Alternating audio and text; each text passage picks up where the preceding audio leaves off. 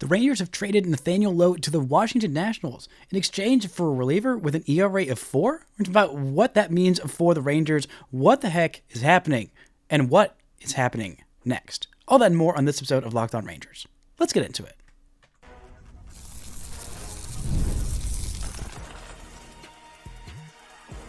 You are Locked On Rangers, your daily Texas Rangers podcast, part of the Locked On Podcast Network, your team every day.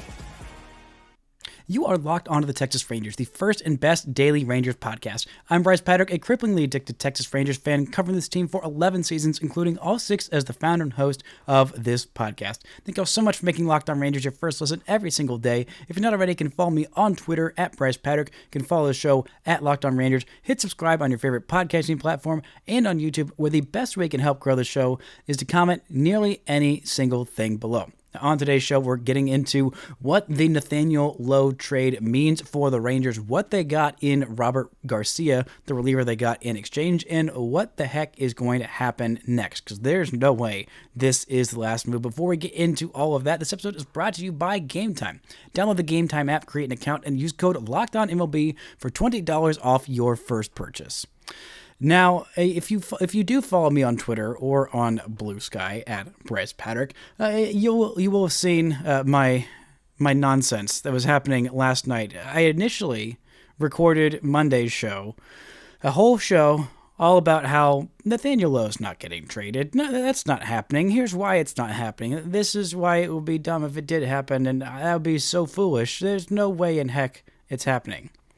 And then I left. I went to go play pickleball with some friends, and the second I pull up into the parking lot, I get a notification from Joc Pederson of ESPN saying that the Texas Rangers have indeed traded Nathaniel Lowe to the Washington Nationals in exchange for left-handed relief pitcher Robert Garcia. And I think, well, that was a whole lot of work for absolutely nothing. It seems like they are trading Nathaniel Lowe. It seems like, well, all that I've been talking about basically since the Jake Burger trade. I thought, no, these two work in tandem together. You put Lowe as your very good defensive first baseman. You have Burger be your DH. Occasionally he can pop over at third if he needs to. Occasionally he can spell Lowe, give him a day off, but mostly play DH. He gives you the home runs. Lowe gets you the on base, and it's all a hunky-dory combination. But alas, no. That is not the way the cookie is crumbling this off season. The Rangers trading away Nathaniel Lowe opens up a pretty big hole in their lineup. Lowe has been a very solid contributor for his 4 seasons as the Rangers' everyday first baseman.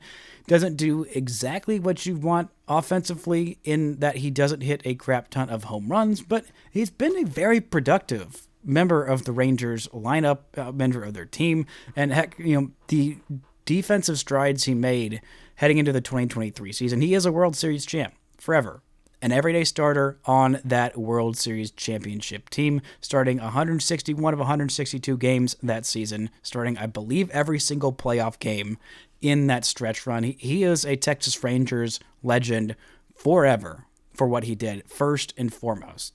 No matter what you thought of him not hitting fastballs or not hitting for home runs, whatever your thoughts on Lowe, he is forever in my heart, and I'm sure the hearts of pretty much every Rangers fan that appreciates what all of those players did in that 2023 World Series run. He is a hero for that forever.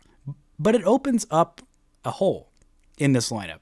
Lowe was a very solid contributor, not an elite bat, but a very good one. A career 120 OPS plus, 20% better than league average. Pretty much every year, he was at least pretty good. Did a lot of things well offensively. He worked a lot of walks. He hit lefties well as a lefty. That is a rare thing. He also hit righties well. He worked counts, very deep counts. He let other players in the lineup see more pitches because he was fouling off so many pitchers, having such prolonged at-bats that would lead to success for other hitters lower on down in the lineup. But alas, he didn't do the one thing that a lot of first basemen are typically their calling card, is hitting for power. That's the one thing Lowe didn't provide, and that's the one thing that Jake Burger very much does provide in spades. But Burger I had penciled in as the Rangers' everyday DH, Lowe at first base. Now, Who are the Rangers going to put at DH? Well, the first obvious option is Josh Smith. He just won a Silver Slugger, maybe using him as more of a super utility guy. Spell Corey Seager for some days off. Spell Marcus Semien, give him some more days off. Spell Josh Young, maybe give him some more days off as well. Maybe Berger even as well. Just use him more as the kind of Michael Young 2011-esque super utility kind of player. Although offensively, if that's your DH, I love Smith, and he had a great offensive season. I don't think that's the kind of firepower you're wanting from your DH position. And the Rangers could definitely use some offensive upside. That's basically trading Nathaniel Lowe, who is a career 120 OPS plus guy, for Josh Smith, who charitably is not that. He had a 110 OPS plus this year, and that was a career year. A 731 OPS. And if you didn't like Nathaniel Lowe not hitting dingers, well, sorry, but the one thing that Smith offensively did not really do this year was hit those home runs. Great on base, great working quality at bats, also hit lefties well as a lefty, but did not bring that pop. And all of this seems to, set up for another move happening. That's what this feels like the most, is that there's something else coming. Probably Joc Pederson. We'll talk more about that in the third segment of this podcast, but this also has a lot to do with finances. This is frustrating, in my opinion, because getting a guy who is a 2.5, 3 WAR player year in, year out, those guys don't grow on trees. They're not just someone you can pick up at the local Walmart or just luck into one day. Lowe was a quality find, and at the time, I remember being very staunchly against the trade. I thought, what the heck are the Rangers doing? What are they thinking? They don't need a first baseman. They got Ronald Guzman. And all of these young players trading with the Rays, it doesn't usually bode well trading with the Rays. A very smart front office that doesn't lose out on trades very often, and not that long before that had just completely pulled the wool over the Rangers' eyes in the Pete Fairbanks for Nick Solak trade. An absolute highway robbery, maybe on par with the haul from Ocean's 11. That kind of level of straight-up thievery. And I thought, okay, surely there's not something the Rangers have seen that the Rays didn't see in their own player. But the Rangers did. They did. They had 4 quality seasons of above-average first basemen for not that high a prospect capital cost. I mean, it was none of the guys in that trade were top 10 prospects. They were around maybe the 10 to 15-ish range, 11 to 15-ish range at the time, and none of them have worked out in a way where you think, oh boy, the Rangers really got fleeced there. No, the exact opposite. Lowe was a very quality bat, a very quality player, and taking away quality players from an offense that needs to bounce back, needs to be better in 2025 than it was in 2024, and Lowe was a solid part of that offense last year. I mean, outside of Corey Seager, he had the highest OPS plus of everyday players, higher than Wyatt Langford, higher than Josh Smith, higher than Corey Seager, or, a lot higher than Jonah Heim. Still, this was a quality offensive player last year, and I think a lot of it, a lot of what he does well gets overlooked because of the things that he doesn't do well. If you just look at it for who the player he is, the skills that he brings, those are valuable things that every team needs. Guys who get on base, guys who play good defense. Heck, having a good defensive first baseman makes all the other infielders better. It makes them all look better because, he's scooping out a whole bunch of throws that other mediocre or bad defensive first basemen, which he was until 2023, don't do. That gets you outs, that steals you, fewer base runners, fewer runs against, overall net positive for the team, which Lowe most definitely was. He's going to make $10 million now that is going to be allocated elsewhere. And the Rangers also, by the way, did get actually really solid return. The more I look at it, the more I like it. We're going to talk about what the Rangers got in return, why Robert Garcia is so much better than just those stats on the page, right after this. This show is brought to you by FanDuel. The NFL playoffs are almost here, but it's not too late to get in on the regular season action with FanDuel, America's #1 sportsbook. Because right now, new customers can finish the season strong with $250 in bonus bets if your first $5 bet wins. They got all kinds of odds on NFL, NBA, college football. They've also got NHL, but they've also got Major League Baseball 2025 World Series odds up right now. The Rangers have not moved since the news of this trade broke. The 9th favorite to win the World Series, tied with the Red Sox at plus 2,500 behind teams like the Padres, the Astros, and the Orioles as well. You look at the division, and the Rangers are moving on up there in their odds to win the AL West. They have passed the Seattle Mariners for the second best odds to win the AL West at plus 230. Astros favored at plus 105. Go check out all the odds at FanDuel.com to join the day. That's FanDuel.com for your chance at $250 in bonus bets. Make every moment more with FanDuel, an official sportsbook partner of the NFL. Shout out to the Everydayers for making Locked On Rangers your first listen every single day. We're back on Thursday, assuming that Chris Young will be kind and let us enjoy our Christmas Eve and Christmas Day, talking more about what this trade means for Texas and what the heck is coming next the rest of this offseason. Now, Texas had one major area that it needed to improve. That was the bullpen. The rotation seems like it's pretty much set. The offense seemed like it was set until they decided to trade Nathaniel Lowe. Obviously, there will be some move to backfill those plate appearances, hopefully with an offensive player that brings a little bit more upside than Lowe, but the guy the Rangers got in return. Let's talk about him. Robert Garcia, the left-handed pitcher, a reliever drafted back in the 15th round by the Kansas City Royals in 2017. He's 28 years old, listed at 6'4", 236 pounds. And you may look at his baseball reference page and see, okay, well, he pitched in 72 games for a bad Nationals team. He had a 4.2 ERA in just one out shy of 60 innings. What the heck did the Rangers see in this guy? Well, then you head on over to Baseball Savant, and it doesn't take a whole lot of time on that website to see what the Rangers were seeing in Robert Garcia. Now, not only is he cheap and controllable, going to make the league minimum next year, also pre-arbitration eligible in 2026. So then the Rangers will have 3 years of arbitration control from 2027, 28, and 29. So that's 5 seasons of control of a reliever. And you look at some of the advanced stats, the off-speed value, the strikeout rate, the walk rate, all of these stats on Baseball Savant are pretty well in the red.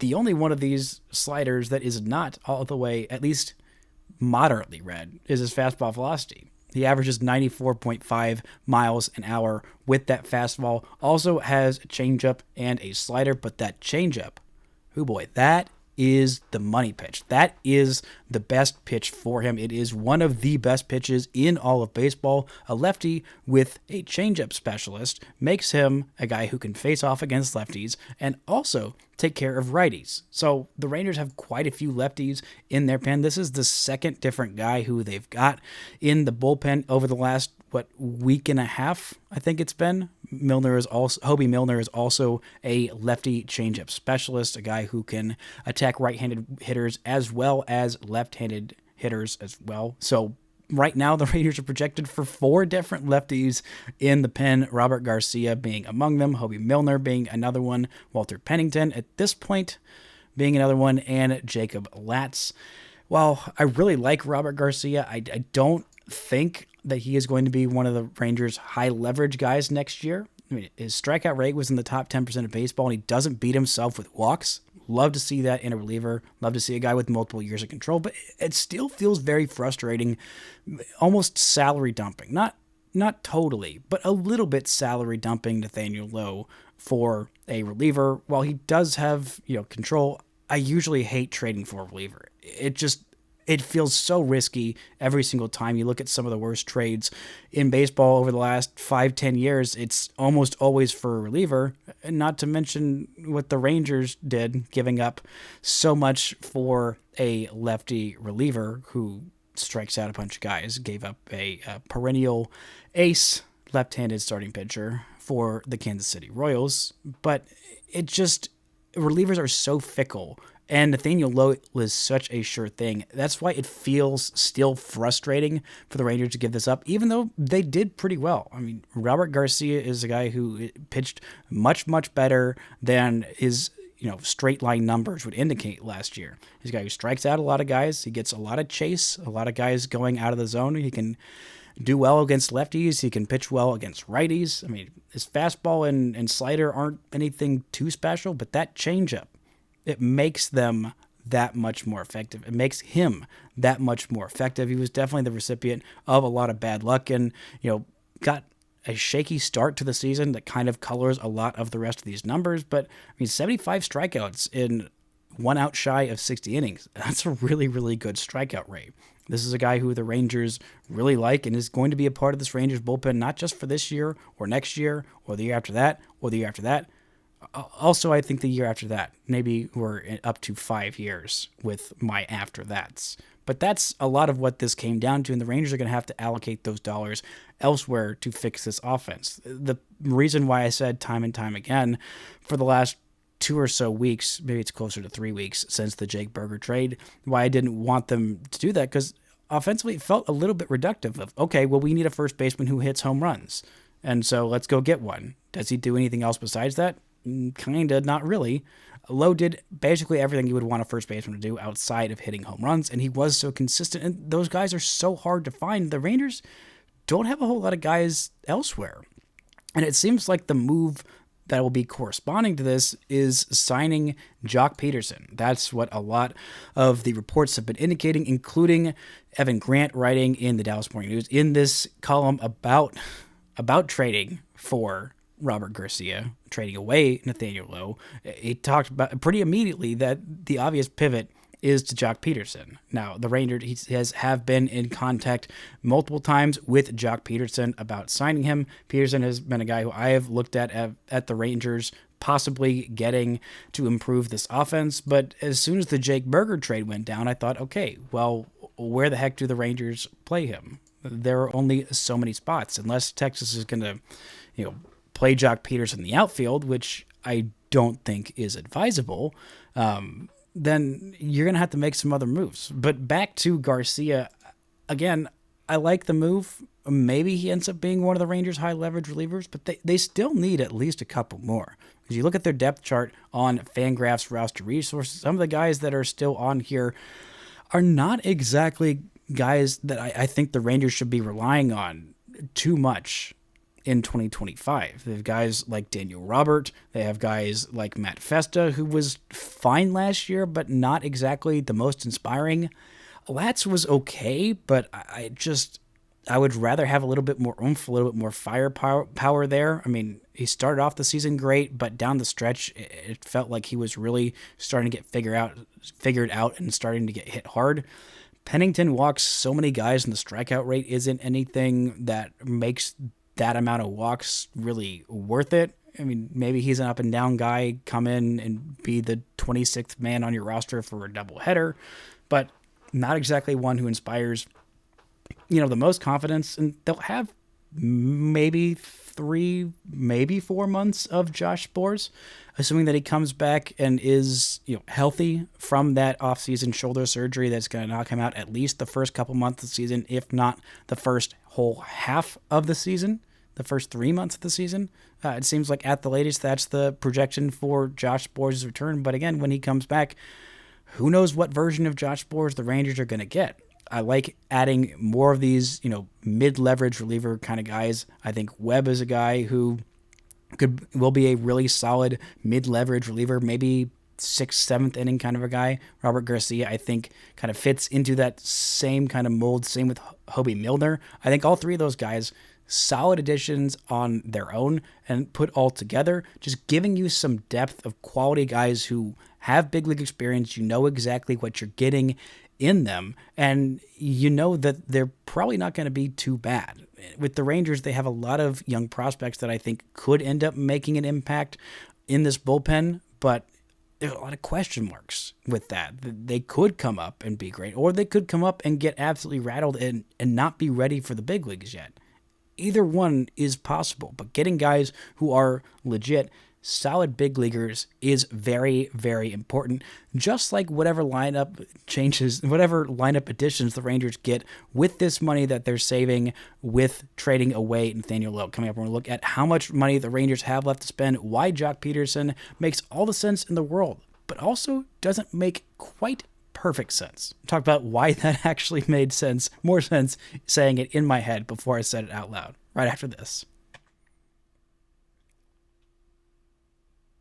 This show is brought to you by Gametime. Gametime is focused on togetherness this holiday season. That means when you bring people together at live events, the experience is that much better, and it's the perfect gift. Gametime has a new feature called Gametime Picks that makes getting tickets for live events even easier. Gametime Picks filters out the fluff to show you only incredible deals on great seats, so you don't have to waste time searching through thousands of different tickets. All-in pricing, toggling this feature shows you the total up front with no surprise fees at checkout. You can also get panoramic seat views in the app before you buy, so you know exactly what it's going to look like when you get there. And also, your purchase is covered with the most flexible customer service policy in the ticketing industry. So take the guesswork out of buying tickets with Gametime. Download the Gametime app, create an account, and use code LOCKEDONMLB for $20 off your first purchase. Terms apply. Again, create an account and redeem code LOCKEDONMLB for $20 off. Download Gametime today. What time is it? It's game time. Now, the Rangers have a hole in their lineup at this point. By trading away Lowe, they could be filled by some Josh Smith and Ezekiel Duran at bats. Maybe it could be filled by some Kyle Higashioka at bats, but probably it seems like the plan is to add a big bat. Not a medium bat, not a small bat, but a big bat. And the biggest bat left on the free agent market that the Rangers have been linked to or likely would be in their price range is Joc Pederson. The left-handed hitting DH only last year, literally did not play the field at all.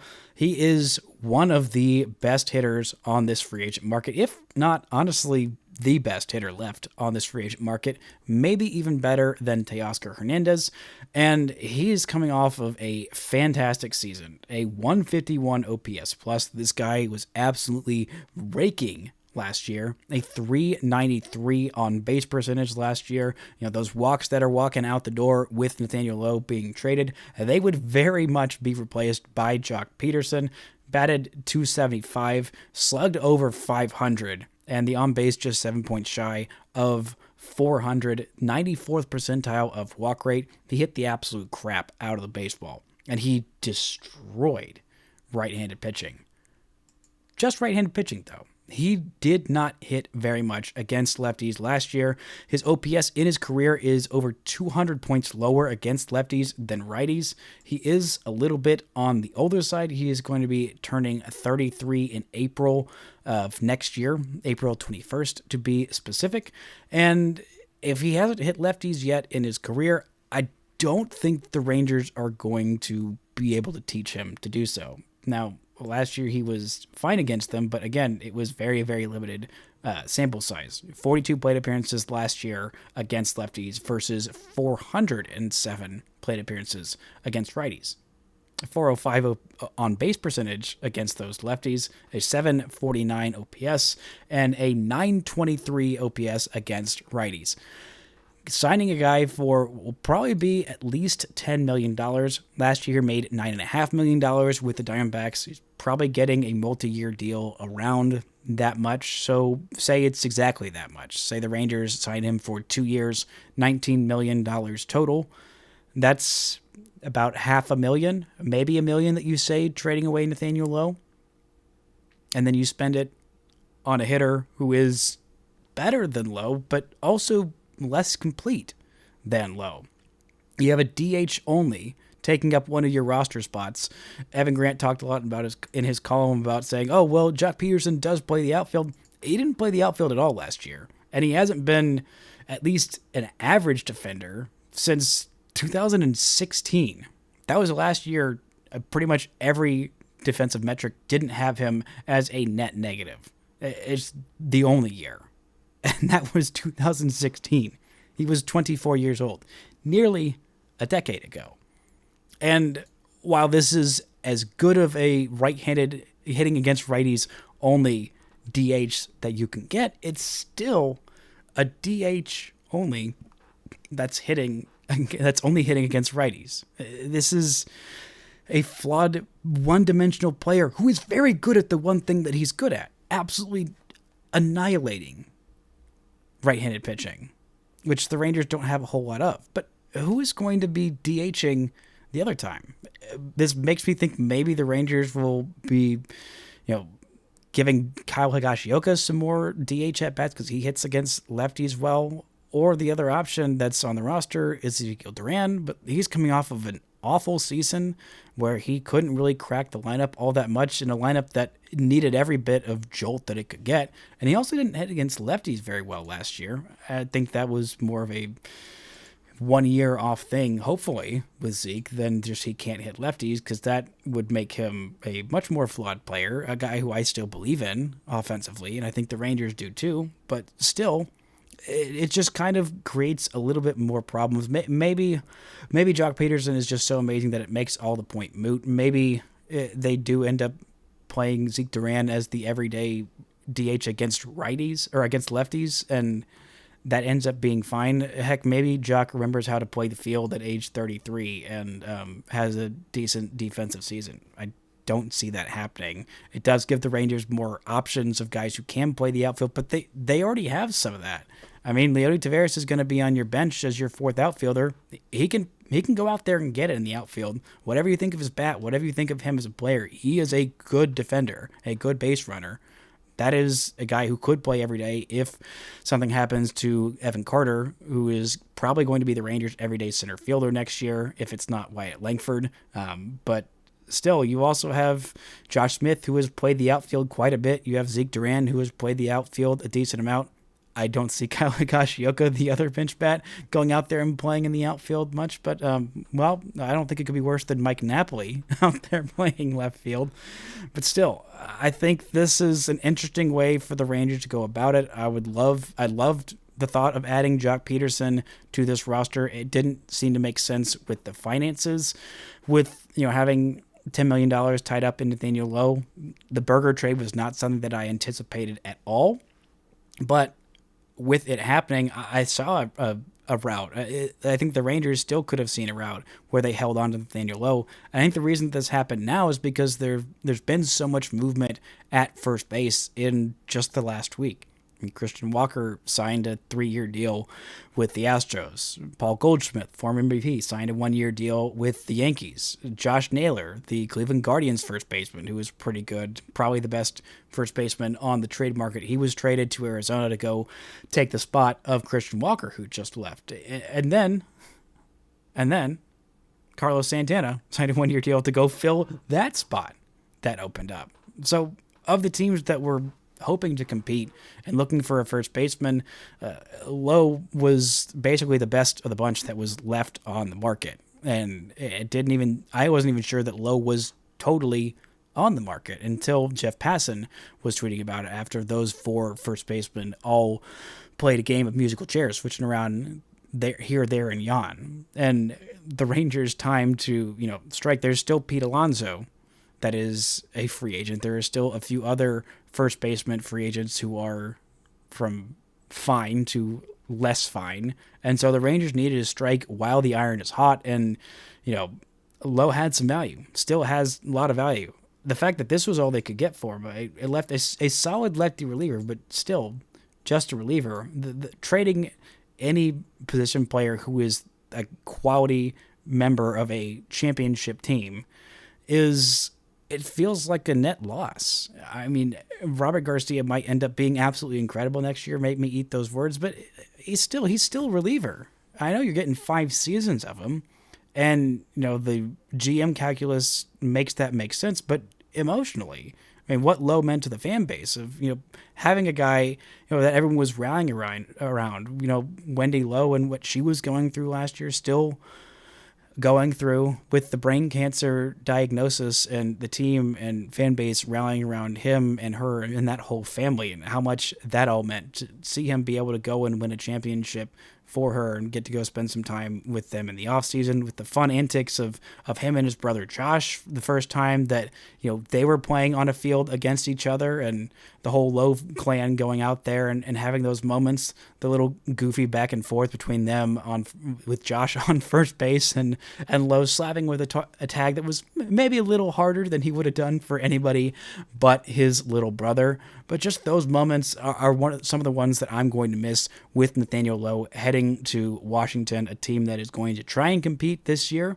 I wish him the best of luck. Nothing but success for our goofy former first baseman with that glorious, glorious mustache and elite on base skills. I'm excited to see what Robert Garcia can bring this team and what moves they're going to do to try and improve this offense, because there's going to be some. There's going to be some more movement.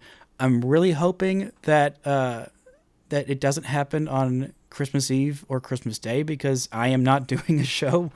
As much as I love y'all and love talking about baseball, I am not doing a show on Christmas Eve or Christmas Day. So Boxing Day, I will be back talking about whatever the heck happens between now and then. Hopefully nothing. Hopefully Chris Young can wait until, as I'm recording that show, to drop some more news. But that's going to do it for this edition of Locked On Rangers. Thank y'all so much for listening and subscribing. And until next time, don't forget to enjoy baseball.